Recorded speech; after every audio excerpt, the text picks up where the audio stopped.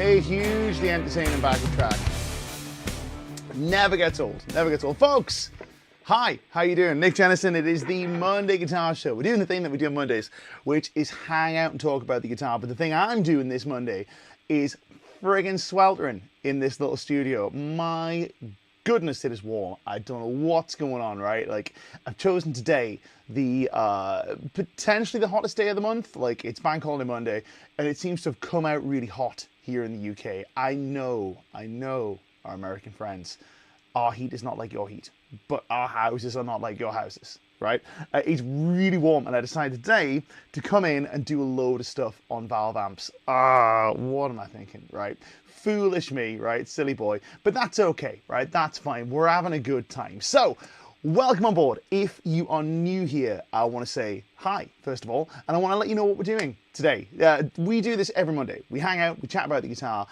It's an educational stream. It's a big, good, old-fashioned hang with guitar players from all around the world. Our objective is to make you, dear viewer, a slightly better guitar player when you leave us than you were when you arrived, and I dare say we've quite a good success rate at that. Now, today we are continuing our discussion on practice. This is the last of a month's worth of streams on practice that we've been doing, and specifically we're continuing our discussion on practice with kind of a summing up, I guess, but also with some advice for folks who are kind of stuck, which is we're answering the question, I don't know what to practice, what should I do? And this is going to be less conceptual and less sort of like, well, you know, what is practice? What goes into this, that, the other? And more concrete advice that you can take to heart and you can go, hey, you know what? Like, if I'm going to do nothing but this, I'll be fine. So, we're going to say some hellos, then we're going into the meat of today's stream, but I want to remind you that this stream is brought to you by our friends at Lick Library and our friends at GuitarInteractiveMagazine.com. Go to licklibrary.com for lessons, GuitarInteractiveMagazine.com for news, reviews, all that good stuff. And of course, if you would like a very quick answer to today's question, you can go and check this out. This is Sam Bell's 30-minute practice routines sequences, and this is a 30-minute guided practice that you can do along with Sam on the subject of musical sequences. It's a really great answer to the question of what should I practice? Well, you could practice this. That's a really good place to begin. But of course, you didn't come here for that answer. You came here for, I guess, more of a guided answer rather than, hey, just go buy a course. But this course is excellent, and it is available to all of our Lick Library members. It's not for free, but if you're a Lick Library member, you get it included in your membership with no extra cost. And if you're not a Lick Library member, maybe today is the day you consider going and signing up. Anyway, we're going to say some hellos. First person through the door, as usual, is our dear friend Marcin, who has been with us for a really long time. Great guitar player. Always love watching Marcin do his thing and making astonishing progress on the instrument. I don't know why I said he's got his beautiful PRS. He's got his beautiful PRS in the thumbnail. It's really hot, and my brain has stopped working, but it's going to switch back on in a second. I've had coffee, so we'll be okay. I think he's got his beautiful PRS with him. He certainly has in the thumbnail. I'm just assuming the thumbnail is a representation of what Marcin is up to right now. Who knows? Friend PJ is here. PJ, it's great to see you. Larry Warren's here. Response Audio's here. Kate Strange is tuning in, playing a brand new Ibanez Pierre, no less than the same guitar that I've got in the thumbnail. Now, that is not my guitar, unfortunately. That's Kim's guitar, but they're fantastic, right? So a really great choice, Kate. I think you're going to dig it. I'm sure you are already, but I'm certain it's going to be a guitar that'll bring you a lot of pleasure for a very long time. Sacred Godslayer is here, Justin Ray is here, Jeff K is here, and is jealous of Kate's guitar. I can echo that. Helmet Strap has just signed up for an 8-week free intro to music theory course at the Open University. Very cool. That's a great idea. Let us know how you get on. I'm sure that'll be excellent. Who else do we have? We can say hello to Franz, who's playing his Ibanez JS 2400. Very cool. We love a bit of Ibanez here. Got my RG lurking off camera. I'll fix it one day, I promise. I promise. But we're playing the Baum today, right? This is the guitar of choice for the day. I've been messing around with this guitar quite a lot. I've kind of struggled to bond with it for a little while. And I tried playing in open E for a while, doing a lot of slide stuff, and it was actually really great. But I think I'm just learning to appreciate the mini humbucker thing a little bit more.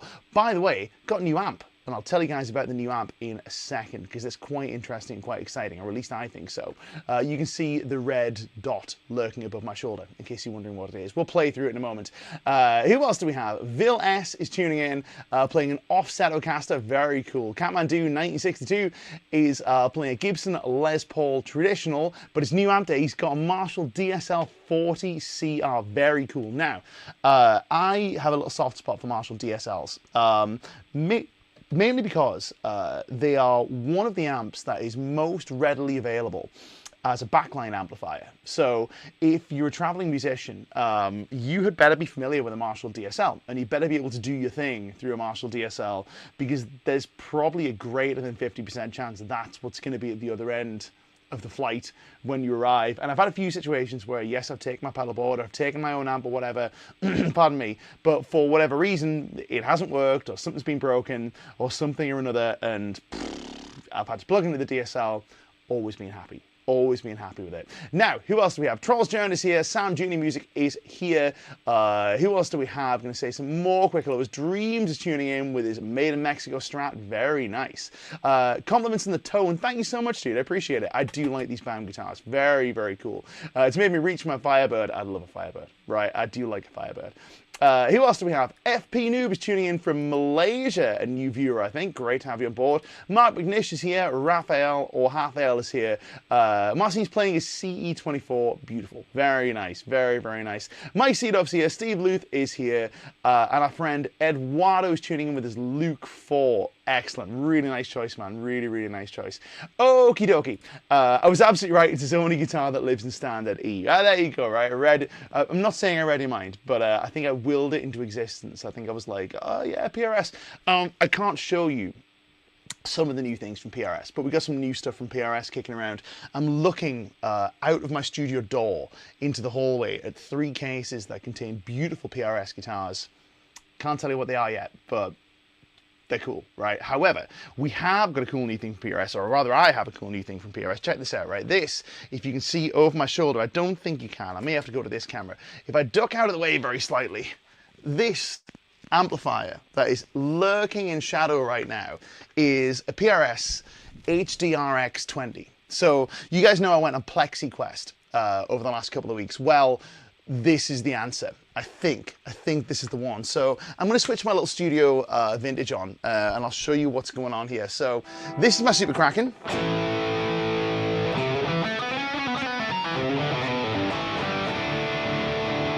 Which sounds killer, but if I go here,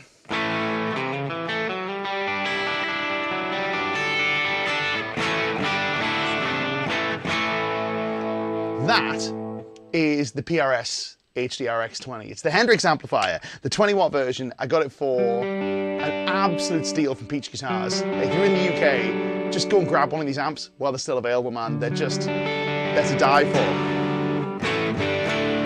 So I've got it set up for like a chimey crunch thing right now, and I absolutely love it. What's the Studio Vintage doing? It's down here doing something very similar. So that's the Plexi I have been using.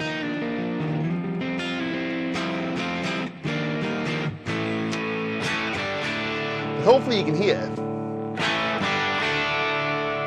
the extra clarity and the extra punchy magic that the PRS is providing. It's a really cool amp. Now you can crank it, you can get it absolutely dimed. I've got lots of high gain amps, right? But that's something killer. Now this is not part of the PRS, the super secret PRS stuff, as our friend Marcin has pointed out. That's guitars, they're coming. Videos forthcoming with those, but the amp is absolutely tremendo. So I'll be playing a little bit of that today. I think it's my new favorite amp, hard to say. And it's kind of weird because, you know, you guys know I've been almost exclusively Victory for a very long time, and I still am a Victory artist. I still love my Super Kraken, it's still my favorite, but this PRS amp is, man, it's providing the goods.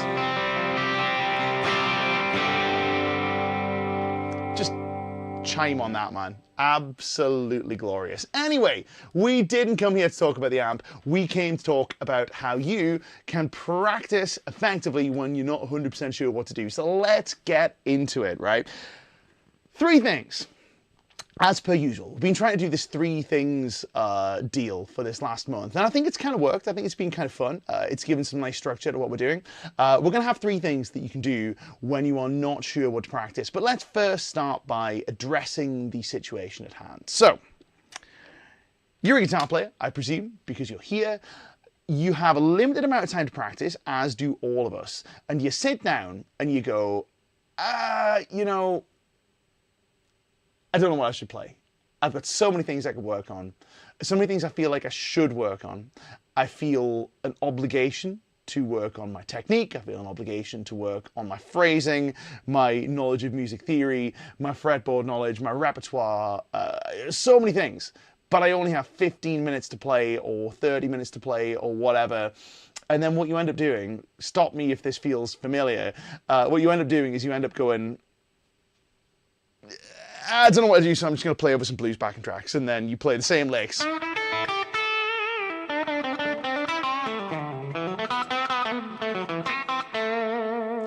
Over and over and over again. And it's cool, right? There's nothing wrong with those licks, but what we end up doing is we end up spinning our wheels metaphorically. Now, this is an example of what many people have referred to as option anxiety, but it can also be an extension of practice anxiety. Even still, you know, this is not to say that this is exclusive to folks that suffer with anxiety. It's something we all have, right? We all experience this option paralysis.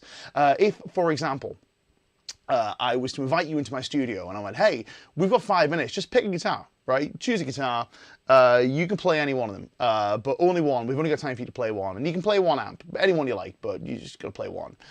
You may sit there and go, well, I know exactly what I want to play, but you may look around and go, oh, I don't know, man, that acoustic go-down looks pretty cool, but then so does the Telecaster. Oh, that's quite nice. Do I play the, what's that weird aria thing he's got? He's got lots of nice PRS. I should play one of those. And then the amps, do I want to play a Plexi? Do I want to play the Duchess? Do I want to play the Kraken? I don't know. And then I'm like, man, time to go, right? We're going for dinner. Did he pick a guitar? No. Familiar with this? You should be, right? It's something we all suffer with. So what I'm going to get you to do, Marcin says red PRS, of course. The red PRS it's an old friend, is the red PRS, right? That's still my #1 PRS. And it's still the guitar that I would save from a fire, right? If, for all the Maybach is my #1 right now, the PRS is the one I'd save from a fire. We've been through a lot, me and that PRS. Anyway, so here's what we can do. Right? First thing #1 that you can do if you are suffering with your practice anxiety. Thing #1 is to recognize that a single practice session is not going to make or break your development as a guitar player. And as such, you do not need to do a lifetime's worth of practice, all of the things you're ever going to need in your guitar playing lifetime in a single practice session. I'm going to give you an analogy here. These first couple of points will be quick. The third point is going to be a bigger one, right? So something that we can practically do and we can play along together with. But the first point is to recognize that this one session that you're playing, it actually matters less what you do and matters more that you do something, right? You do not learn the guitar in a single practice session. We know this, right? Nobody sits down one day and goes, I've got an hour, let me learn the guitar. And then all of a sudden you're Guthrie Govan, or you're Jimi Hendrix, or you're whoever. It doesn't work that way, right? The guitar is a lifelong pursuit, as is any musical instrument, as is music as a whole. It's a lifelong thing, and as such, each practice session is a small deposit in your musical ability account, if you want to kind of think about it that way, right? Or it's a drop in your musical ocean.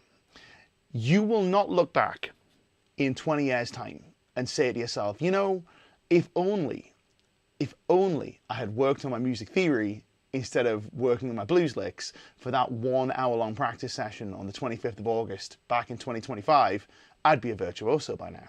That's not how it works, right? That's not how it works. So recognizing that you do not need to do an all-encompassing practice session within a single session will free you up to choose something and do it. It is much more important that you do than what you do, right? Hopefully that should make sense. Now, it doesn't really answer the question of what should I do when I'm practicing? What should I do? But it's something that I think is important to bear in mind. And I'm going to paraphrase. I've got the t-shirt on today. This is a coincidence. This is, I got asked at a gig the other day, which band is this? And I'm like, this band is Barbell Medicine. This is the guys I get my strength and conditioning programming from. But one of my favorite quotes from Dr. Austin Baraki of Barbell Medicine fame. If you don't know Austin Baraki, go and look up Austin Baraki face. Google that. Go Google Austin Baraki face. It is the most memeable face you've ever seen in your entire life. He has this fabulous deadlift face where all the veins in his neck and face pop out. It looks gruesome, but it's perfectly healthy, so I'm assured. I'm sure I look pretty similar. He says of this that you will always, and I'm paraphrasing here, you will always overestimate what you can achieve in a short space of time, which is, say, for example, a single session, a week, a month. But you will always underestimate what you can achieve in a very long period of time, i.e. what happens if you stack up successive practice sessions that are, they don't have to be optimal, but they're good. You stack up successive practice sessions for 10 years. You can achieve a great deal. You can achieve very little in a single session. You can achieve a great deal in lots of back-to-back, structured, stacked upon sessions. So think about it in those terms, right? One single session, you can't do everything, and you shouldn't think that you have to. So this leads me to point number 2, which is to revisit the big rocks. Take a look at the big rocks, right? What are the big rocks? Nick Harrison's in the chat. We are going to be referencing a lot of Nick's material in the Creative Guitar Performance Workshop, which we often do because it was transformative for me, right? Nick was kind enough to put together a practice routine for me, did it for about 18 months, made huge progress. But I've also had a lot of good results with my students following a lot of Nick's work. So if you haven't done so already, go forth. Check out the Creative Guitar Performance Workshop. Also, don't forget that Nick also has a course on licklibrary.com on some of the magical things that you can do with acoustic guitar. Now, Nick's a bit of a musical polymath, so he is a bit of a wizard on the acoustic, the electric, and the piano, and all sorts of other things too. So, Creative Guitar Performance Workshop, go check that out. There's a lot of fabulous material that is going to be very similar to the stuff we're talking about today.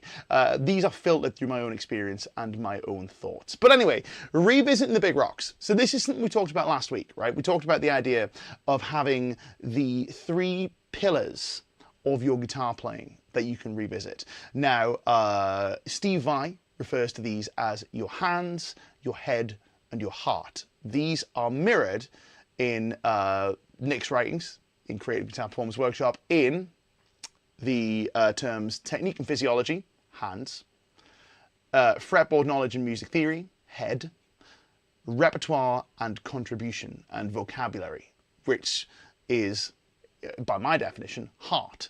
And in with that, I include things like your stylistic voice as a musician, although that's really an addition of all 3. Now, if we just sum that down to hands, head, heart, if you make sure that your practice session contains a little bit of something that addresses your physical capability on the instrument, your physical ability to play, your hands, something that addresses or challenges your ability to visualize the fretboard or understand a musical concept better, your head, and something that adds to your vocabulary or adds to your repertoire, your heart, then you've won.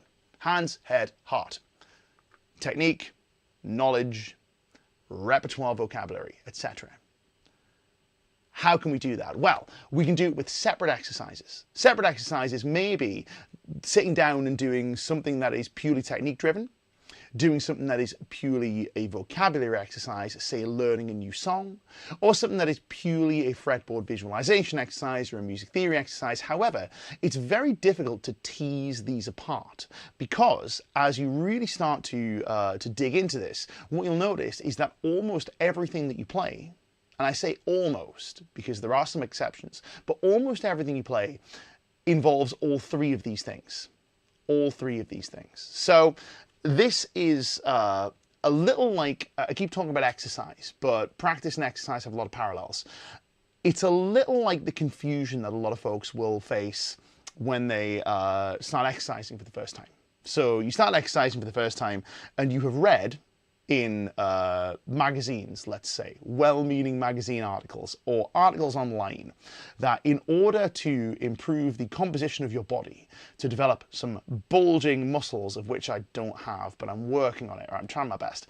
We're getting there, actually. We're slowly getting there. Maybe there's a bit of a bicep poking out. I don't have a vein there yet, but that's because I'm a little bit fat, because I'm a powerlifter, and we're supposed to be fat. But anyway, so what you do is you go in and then you go, right, well, what muscles are in my body? Well, I've got biceps and triceps, arms. Arms are cool. But I have my forearms too. And then I have my shoulders. Well, there's 3 of those. There's one at the front, there's one at the side, there's one at the back. And there's also my traps, which are up here. Are they shoulders? Or are they part of my back? What's my back? Well, I've got a back, but I've got lats and I've got these other guys that are not lats at the top, rhomboids, teres, I don't know. What are they called? Who knows? I've got the big bits at my lower back that go all the way to the top, my spinal erectus, but then I've got my abs, and then I've got my legs, I've got the front, and I've got the back, and I've got the middle, and I've got my bum as well, and I've got my calves, and like, man, do I need to do an exercise for all of these? So what you do is you sit down and you go, cool, this exercise is for my biceps, and you do some curls. Then you do my exercise for my triceps, and you do some overhead extensions or whatever. And then you go, well, I need an exercise for my chest. I'll do some pressing.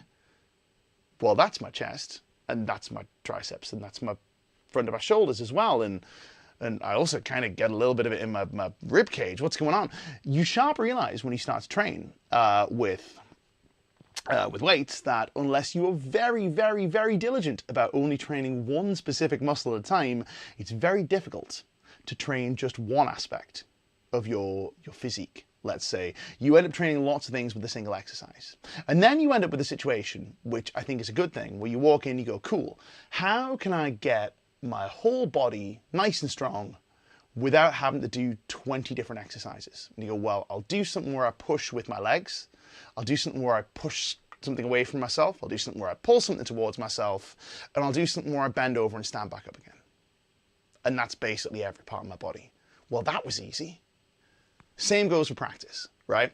You do not need to address every, it kind of compounds it, says Citizen, like the pun, very nice. So this is referring to compound movements. And we can think about the same thing with practice, right? When we practice, we can service all of our big rocks and service all of the aspects of our musicality without having to do individual exercises for each. And this is where we're getting out with point 2. So point 1 is recognizing that you don't need to exercise every aspect of your musicianship in a single session, and it's okay if you just touch on all of them over the course of a month or whatever. As long as you're doing a bit of everything, you're okay. The second one is recognizing that you do not need individual practice segments to address each aspect of your musicality. You can address multiple aspects of your musical self, and even all aspects of your musical self all at once. You're probably going, that's nice, Nick, but what should I play? Well, let's get into it. Here's what you do. If you have no idea what to practice and you want to practice something, here's what you do. I'm going to give you 2 options. Option 1 is you go check out Sam's course. Right, there you go. Sam Bell's 30-minute practice routines, sequences. Go check that out.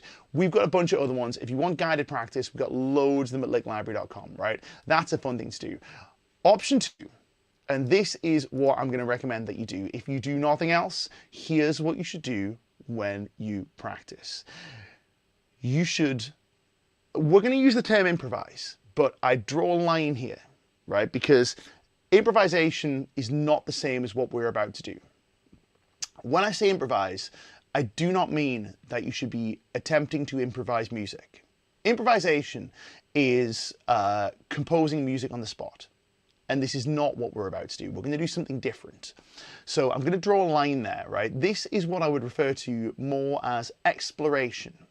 You should engage in some structured guitar exploration. You go and take a look around the guitar and see what it does, right? This will facilitate several things. This will facilitate you developing your vocabulary as a guitar player. It will facilitate you learning new lines and new licks and developing new ideas that you can integrate into your playing.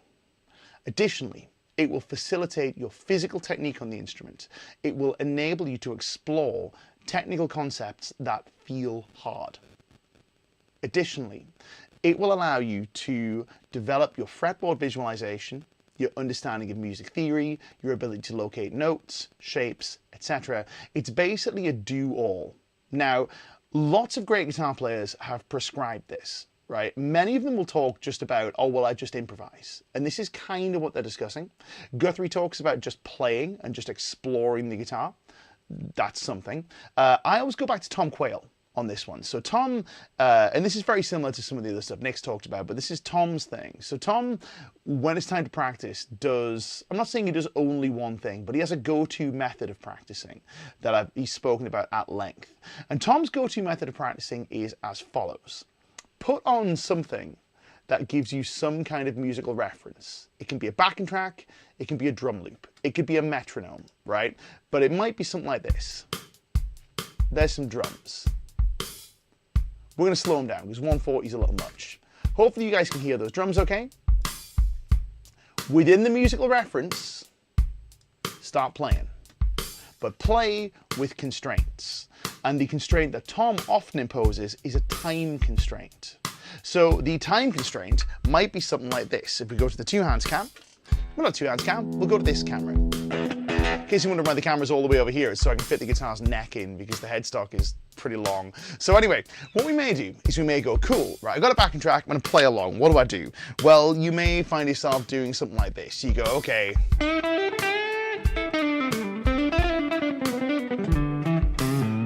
Noodles. Not terribly well executed, just messing about. Is it okay? Yeah, I guess it's kind of okay. This is not what we mean. This is not something that will develop you as a guitar player, right? This is spinning our wheels. It's something we don't want to do. What we do instead is we assign ourselves some constraints. The constraints may be something like a time constraint. And we go, cool, I'm going to play something familiar, like A minor pentatonic. And I'm going to constrain myself to playing one note on every quarter note. I'm going to make sure these notes all sound really nice. And then I'm going to take the opportunity to start exploring the guitar's fretboard in more detail. I'm going to start here.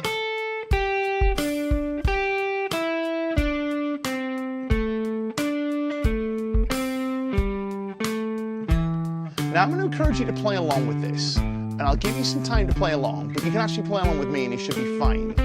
This is A minor pentatonic. I'm beginning just by playing a set rhythm. Now already, the idea of playing just a set rhythm presents me with a musical challenge.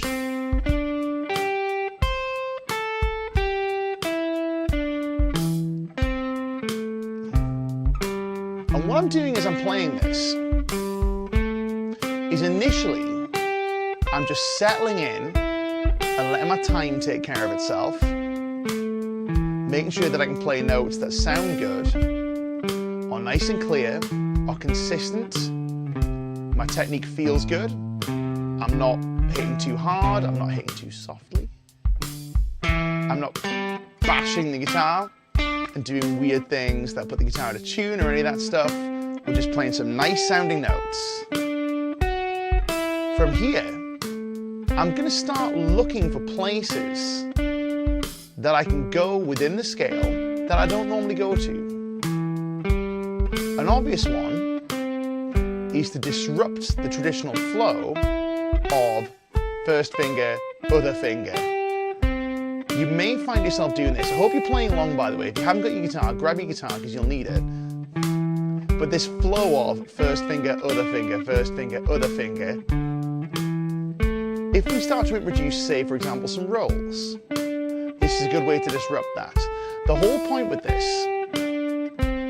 is we're now using something familiar with a constraint and a musical reference to allow ourselves to explore the guitar. This is challenging my physical technique. It's also developing my vocabulary. And it's challenging my capacity to visualize the minor pentatonic scale. We'll go deeper than this too, don't worry, this is not the only thing. But this is one of the things we can do. Now from here, we can start to explore other positions. If you don't know other positions, you can start to look for them. Rather than referencing, say for example, a diagram, you can just go looking, just see what you can find. Can I locate some notes elsewhere on the guitar's fretboard? This little combination of notes here. We're in A minor, there's my A. That's quite cool. That links up to this A here. How many ways can I play this? What if I play it with a slide? What if I play with a slide here? What if I stretch? Does it feel better with my third finger? Or better with my second finger? All the time we're doing this, we're doing it in the spirit of exploration. And we're using what sounds good and what feels good as our guide.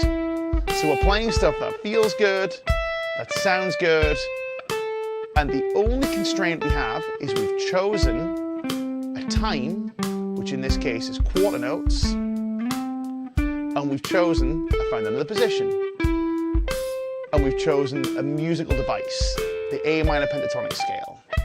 Now this is a nice, easy way to get very familiar with the pentatonic scale very quickly, and it's just one way that we could practice this.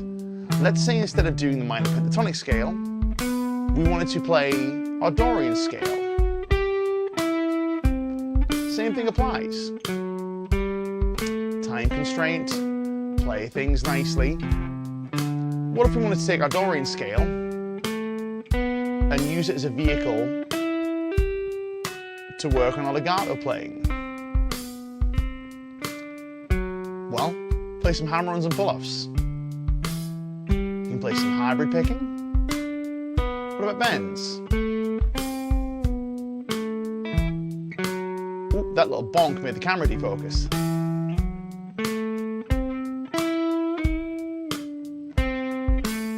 It's an interesting thing with this camera. It doesn't like to focus on stuff that isn't a face. There's a setting in there somewhere, but I can't see my face, so it kind of creeps out when it just sees the guitar's neck. Now here, you'll notice that I'm starting to get into some slightly more advanced vocabulary as I'm playing this. Again, what I'm using as my guide is, does it sound good? Does it feel good? Here's what we do about it if it doesn't feel good, it doesn't sound good, right? If it doesn't sound good, this is one of the important bits, remember it. If it doesn't sound good, make a note. This is a fun thing. When it comes to playing things that sound bad, sounding bad can be as powerful for your development as sounding good. Don't feel that when you play this stuff, it always has to sound good. It won't, and it needn't, because a big part of this is accepting that it won't always sound good, and also recognizing that playing things that sound bad give you a chance to eliminate bad sounding things from your playing, right? If you don't know how a note is going to sound, you have no way of telling if it's going to be good or bad. But if you've played the bad note enough, you can go, whoop, that's bad, and you can make a point of never playing it again. Or maybe finding a situation where it's appropriate to play, but finding stuff to play that, playing stuff that's bad and recognizing it as being bad, and then going, cool, going to avoid that, is a very powerful tool. Right? So don't be afraid of the bad notes. Don't be bound by going, oh God, I must only play good notes. Absolutely not. But if you do play good notes, make a note of them. Make a point of going, that's a cool combination. I'm going to come back to that, or I'm going to stay on that for a little bit and I'm going to live there. And I'm just going to explore this little part. It's a bit like going for an explore in a new city, right? And you go and find a striking view. Let's say, for example, you're in a brand new place, and then, you know, you go out and you find like a beautiful vista that looks over a bay, and there's little yachts in the bay and people having a nice time, and the sun is just going down. It looks absolutely gorgeous. And you go, well, I can't possibly stay here. I've set out on a mission to explore. I can't stay here. I must keep moving. Nonsense, right? If you found a nice place, you want to stay there for a little bit, stay there. And so it goes with guitar. Same thing. Now, If it feels bad, that's a different thing, right? So if it sounds bad, make a note of it and go, cool, that's going in the avoid pile, and recognize that those bad sounding notes are just as useful as the good sounding notes.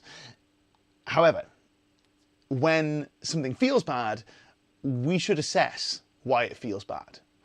And here's a few possibilities. When it feels bad, it usually means that either we can't quite execute what it is we're trying to do, or it feels tense and it feels maybe even painful. So let's go on a little troubleshooting mission there. So something feels bad, we'll go into analysis mode. So I'm going to play something like this. I'll find something that maybe feels a little bad. So I might play this. Oh, turn my guitar on, that would help. We might get this. That was tough.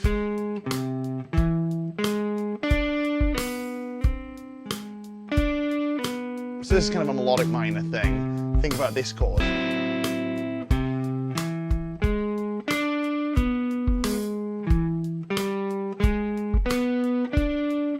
Now, that feels kind of weird for me. Here's a few possibilities. It could be that this feels unfamiliar. If it just feels a little unfamiliar, the thing to do is to keep going and try and relax into it. Try and just let it take and see if it starts to feel easier over time. If it just feels awkward, give it time and see what it does. If it continues feeling awkward, we can drill into why it's feeling awkward. But oftentimes, it just takes a little bit of exposure to a particular technique or a particular way of moving, and then we're gold. If, however, you keep playing and it still feels awkward, we can take a look at why it might feel awkward. So we might look at why it feels awkward, and here for me it might be this transition from 4 to 3 to 4. And there I might drill into those a bit more. That feels kind of weird. I think it's going back in this direction. So I may live there a bit and see if I can relax into it. It may feel awkward because you're feeling tense. This camera is doing my nut. Let me just quickly put this on. It's my enemy. Let me quickly put this on manual focus. I should have done this earlier. I had the same thing on the last stream, right? The camera is my enemy. So let's just very quickly focus you because it's going to keep doing that thing.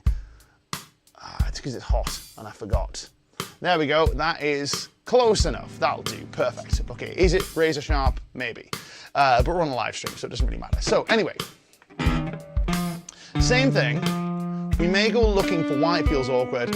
If it feels awkward because you just feel tense, that can be something different entirely, right? That can be something where you maybe start addressing how you're sitting, or maybe you start addressing the playing position of the guitar, or what your thumb is doing, or look for any other contributing factors to why you may or may not feel super, super tight or super, super tense. Is this better?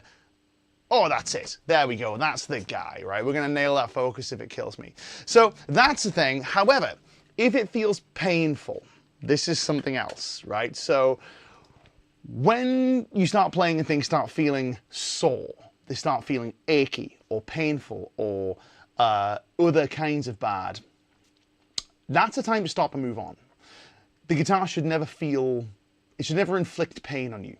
Sometimes soreness maybe in the skin of the fingers, but it should never feel painful. If you feel pain, you have my license to stop and move on, right? Now, pain is not always synonymous with harm, but we don't need to take the risk. It's not going to make a difference, right?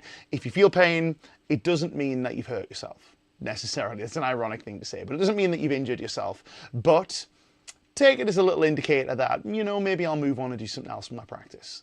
Don't catastrophize it. You don't need to worry about it too much, but you can move on. Now, that's what happens when it feels bad. That's what happens when it looks bad, when it sounds bad, and what you should do about those things. If it feels good and it sounds good, rock on. Now, let's go a little deeper with this, right? So we have talked about a bit of what we can do in terms of these limitations. We've talked about time as a limitation, but there are so many other things that we can do, so many other little tracks we can follow to guide our guitar playing exploration. So we're exploring the guitar and we're using time as a medium. right? Time is a medium. We can also, in addition to this, use other things as a medium to filter our guitar playing, to further refine the thing that we're looking for. Here's a one from our friend Nick. Says pain is a bad place to be with fine motor skills, I'm guessing. That's ironic. With gone motor skills. It's very different for bodybuilders. That's gross motor stuff. I would even extend it further and go, yeah, pain is a complex topic. Fine motor. There you go. The phone is in pain. So yeah, fine motor skills. Absolutely, I'll agree with that. But I guess it's more a case of saying, oh, it's okay to move on. You can just go, cool, just don't stop that for a little bit. You're all right. However, we shouldn't take pain as an instant sign of tissue harm or an instant sign of harm, because pain is a complex phenomenon that has psychological and social as well as biological inputs. If you want to go into the pain thing, I'm not the person to speak to. I'm not an expert on this, but I think a bit of this. We've got a question about, do you think bodybuilding helps you play the guitar better? I'm going to get to that in the questions thing, because I certainly don't think it hurts, put it that way. I will say on this, just in semantic terms, I know for most folks it's all the same thing as lifting weights. In case anybody is a bodybuilder who's watching, I'm not a bodybuilder, I'm a powerlifter, which is different, but we both train with weights. So as far as the general guitar playing populace is concerned, they're the same thing. There are semantic differences, just in case any actual bodybuilders are watching and going, well, that's not what you do. Hedging my bets here, right? So anyway, we'll get to that. It's a really good question. But first, some more ways that we can structure our improvisation. So we structure our explorations with time. We can also structure them with things like parts of the guitar. This is where I'm going to steal from Nick's work.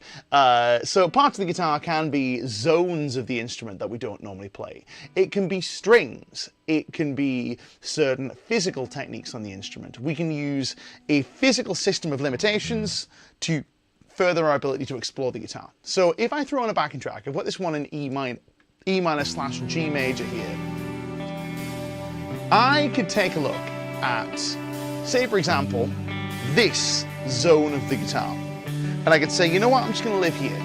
This is for me, right? I never really play here. I'm gonna live there. I'm gonna go back to my Super Kraken because it's a good sound for this sort of stuff. We'll have some delay. I'm gonna stay with my timing constraints, and I might play this.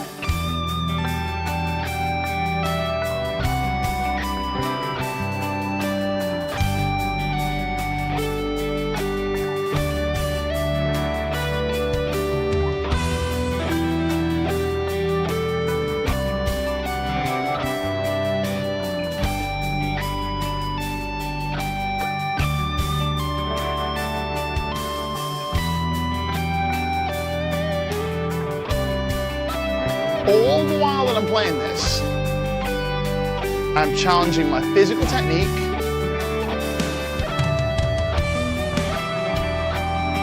my ability to play coherent things, all the way up here in a part of the guitar that I never normally visit.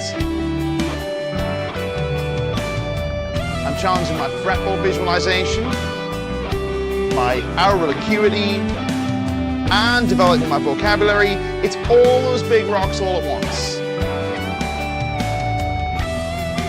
What if I was to limit myself to a single string? We've done this before on stream. Say the D string, only the D string. That was a good start. There's a timing constraint.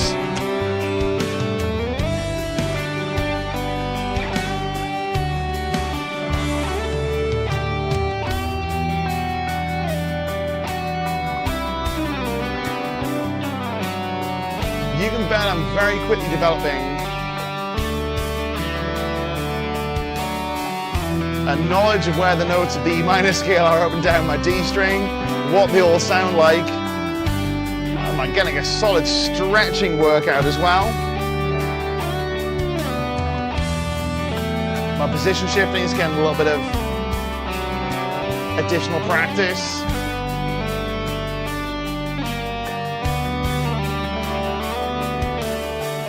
I'm learning where these bad notes are. I'm and they're going to point to trying to avoid practicing them, that's a fun thing we can do. We can additionally to this start to limit ourselves rather than by physical mechanisms, by musical mechanisms. So musical mechanisms might be things like limiting the number of notes that you can choose from. This is a one again from Creative Guitar Performance Workshop.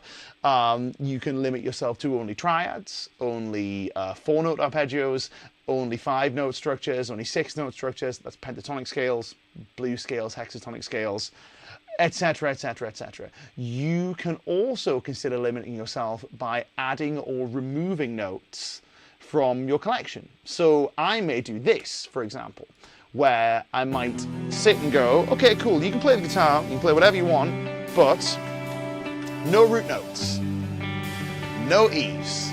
We're playing the E minor scale, no E's.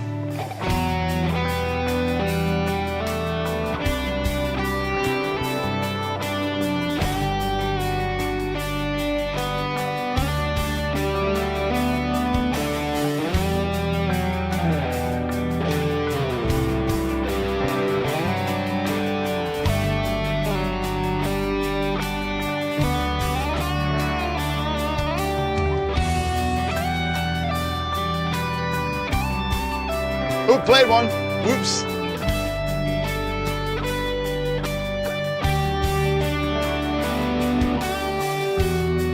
We had a question last week about phrasing and how I developed my particular style of phrasing. I played an E, blimmin' hell, took my eye off the ball.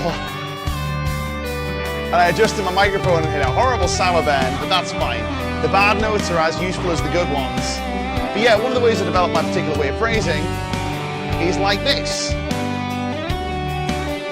Trying to play with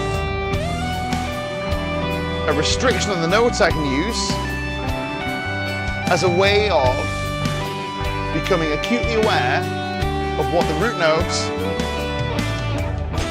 does and what other notes do. For example, what happens when I hit a 9?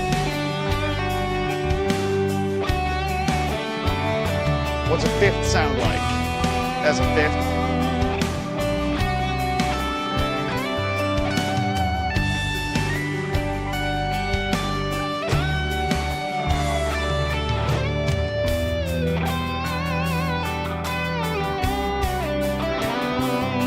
Then we can remove our timing constraints.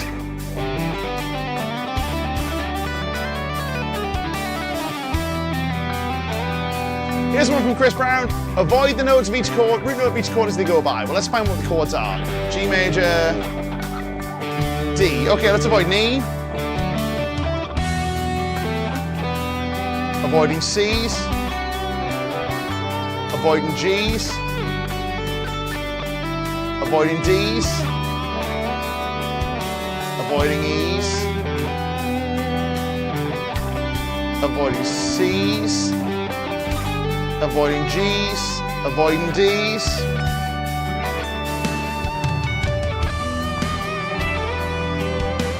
Lots and lots and lots of fun.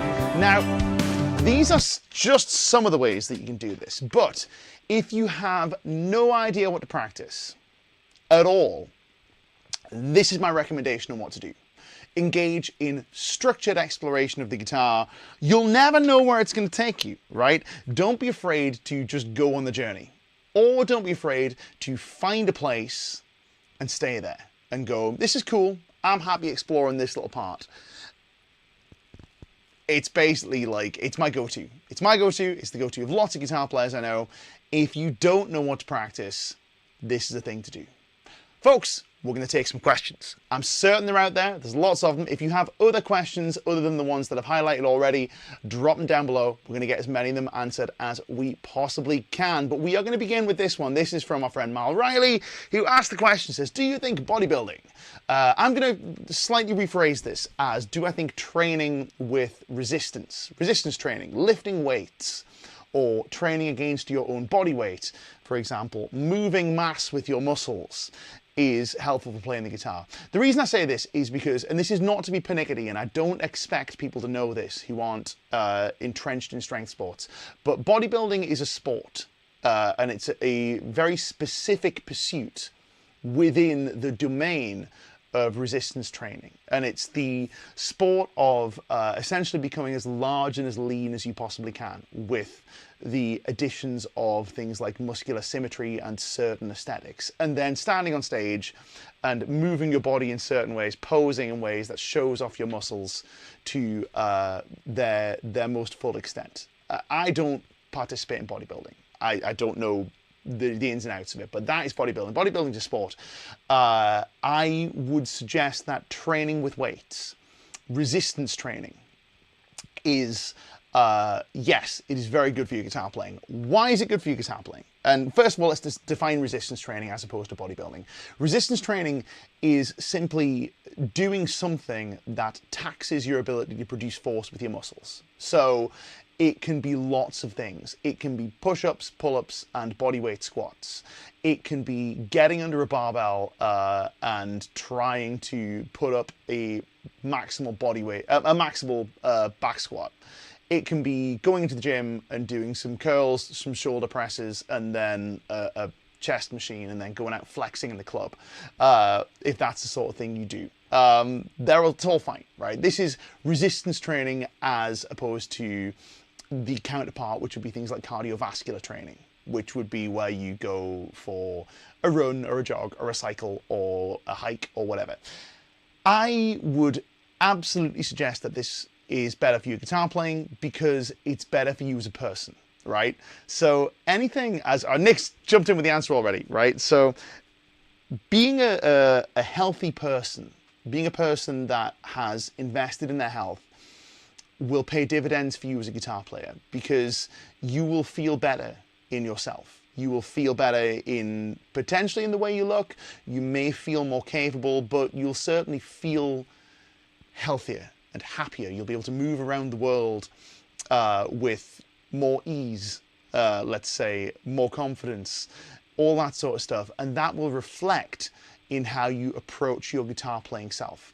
So I don't think there's necessarily a huge direct carryover, but I do think there is a massive indirect carryover from improving your physical health into your ability to be a creative individual, somebody who produces creative things on the instrument. This is not to say that folks who don't pursue physical health are bad guitar players. There are lots of guitar players who aren't necessarily the model of physical health, but are absolute killers on the instrument, right?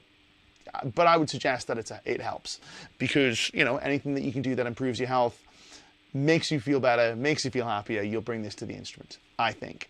What I will say is that there is not necessarily a direct carryover because the guitar is not something that you should be looking at through the lens of strength. So generally speaking, when we train our muscles with resistance, we are training to strengthen them. And to a lesser extent, we're training their ability to endure force output. We call that muscular endurance.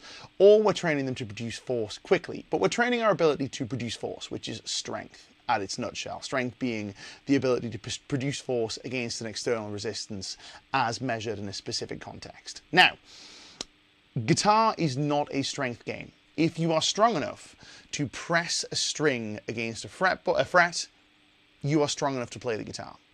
That is all there is to it. You will not benefit from improved strength. Your hands being physically stronger will not improve your ability to play the guitar. I know this as someone who has comparatively very strong hands. I have at present, I don't know what the number is in American, it's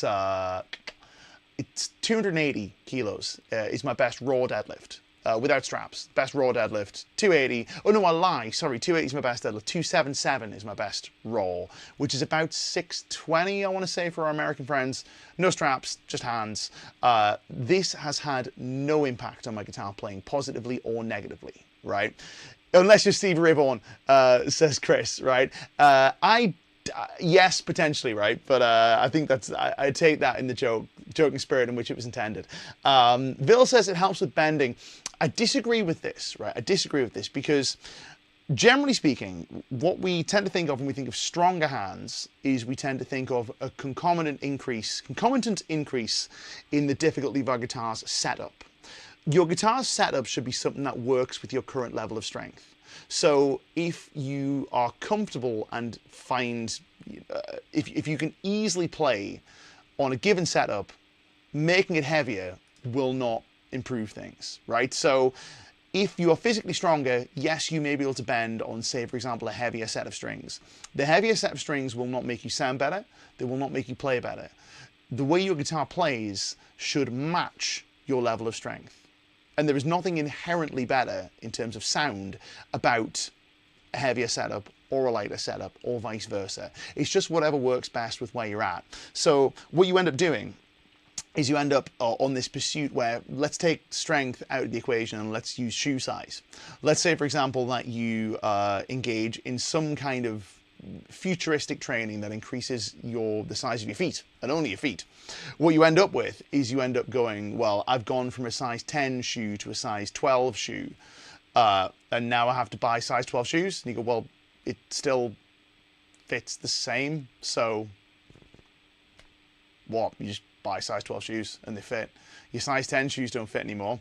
Your size 12 shoes didn't fit before. Now size 12 fits. Same thing with guitar, right? So if you get physically stronger, you may find that you need a heavier setup, but the heavier setup is not a badge of honor. It's not something that will make you sound better. It's just something that interfaces with the way you play, right? You will sound better on the setup that works best for you, and strength is not really something that will contribute either positively nor negatively to that. Here's one from our friend Nick saying, strength is strange one for guitar. It's mainly tendons that do the work, not the muscles. Not 100% sure I agree with that, because tendons in and of themselves cannot locomote. So tendons are things that attach to your bones, and then your muscles contract and pull on said tendons. So the muscles are doing the work because tendons can't move of themselves. The muscles have to be involved. However, the healthy tendons thing, I totally agree, right? So this is normally where guitar injuries, let's say, such as they are, occur. They're normally tendinous, let's say, and they normally come in the form of some kind of tendinopathy. Tendons do respond to stress. So as you apply a stressor to your hands, your tendons do improve in their rigidity, in their viscosity, in their ability to withstand long durations of force, all that sort of thing. So yeah, I would say, with muscles are involved, but they're doing a different job than a pull-up. We'll talk about this, right? Because I am not necessarily sure I agree. I think it's just a case of the magnitude of the skill and the amount of musculature that's involved. Ultimately, muscles can only do one thing, and that is contract. That's all muscles do. There are 3 phases that they can do. They can operate within, but they can only contract. That's all they do. Muscles don't really have a function beyond moving their moving their attachment point closer to their insertion point. That's all they do. And similarly, that is a function of not tendons, but the muscles down here. The tendons are the things that attach to the muscles and cause this action to happen. But we'll talk about this, because I know what you're saying. I definitely know what you're saying. The point with this, I think the point Nick is getting at, is that training the muscles of the guitar playing mechanism to be physically stronger will not improve your ability to play the guitar. I think that's kind of where he's getting at here. I think that's it. And on that, I would absolutely agree. I'm just pointing a semantic point here where it's like, oh, you know, tendons don't do anything on their own. The muscles pull on the tendons to make the thing happen. And the same is true, by the way, with a pull-up. So all the muscles involved in the pull-up are muscles contracting and pulling on tendons to move skeletons. That's basically how it works. Yes, there we go, right? Well, I knew we were barking at the same tree, but just with different language. So here's one from our friend Sam Junior Music, saying, Nick, the goal is not to memorize the patterns or where the notes are, or should you memorize the guitar patterns and the notes till they become secondary where you don't have to think about them? The latter. So you will always need to reference your mental map of where the notes are at any given point.